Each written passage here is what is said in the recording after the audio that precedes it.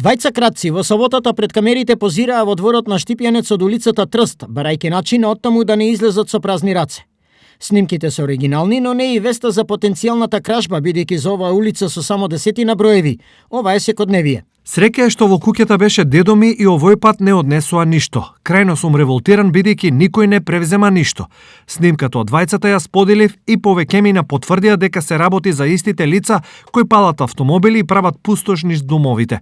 За 20 дена кај мене два пати се обидуваат да влезат. Снимките кои нашиот гледач преку телевизија Стар ги споделува со јавноста ги комплетира и со имињата на кратците.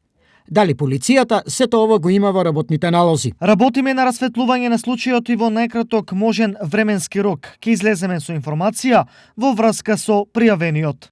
Оваа улица во Штип е една од најмалите и најкомплицираните за возачите дење, а ноќе е уште повеќе комплицирана за минувачите.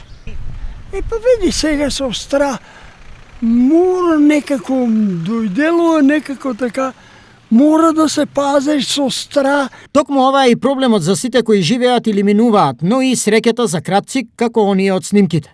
Што треба да се направи за оваа улица да го изгуби реномето на опасна и несигурна за сите? Прво, тука и нагоре треба да има полицајци или кои да има некој обезбедување. Па треба да... Полиција повеќе или? И полиција и народосовесен да биде. Да биде народосовесен, да не се краде.